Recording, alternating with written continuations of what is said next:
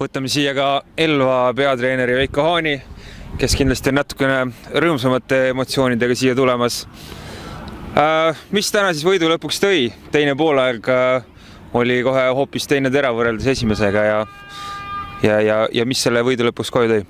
Noh, seda kindlasti, et teine poolaeg on natukene parema häälestamisega läksime peale.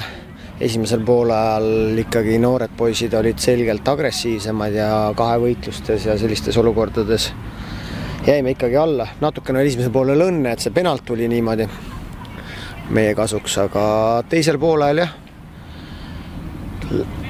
tundus, et meil oli natuke rohkem jõudu, füüsiliselt just, et suutsime kahevõitlused võita keskväljakul eriti, juba üleval suutsime teha nüüd natukene paremini veel pressi, et sealt tulid ohtlikud olukorrad ja muidugi Veiko Maidla nagu ulmeline värav, et eks see ka andis natukene enesekindlust ja jõudu juurde. Ega muidugi vastased ka õnneks viimasel sekundil lõid ka samasuguse värava, et eks see nagu otsustas.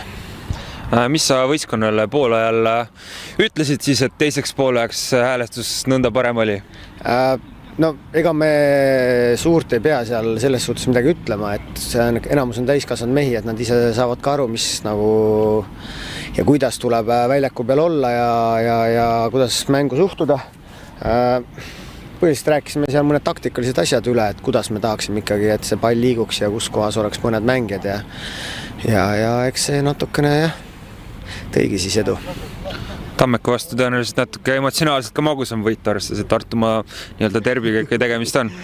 Jah, seda kindlasti. Eelmine kord me neil 1-0 võõrsil väga valusti kaotasime. Selle poolest on juba hea meil ja teistpidi veel see, et nad olid meist ju ees ka veel. Et kuigi meil oli sama palju punkte, et nüüd on jälle väike õhuvahe on sees, aga ega midagi lihtsamaks ei lähe. Jah. Okei, aitäh sulle, palju õnne. Mis ma tahan nagu veel ütelda, et iga kord, kui Soccernet tuleb meid filmima, mis me võidame, et käige tihedamalt meid filmimas. Okei, ma võtan selle arvesse ja kindlasti teised võistkonnad sellega väga rahul ei ole, aga ma ütlen edasi selle asja. Aga aitäh, 3 punkti sinu omad praegu.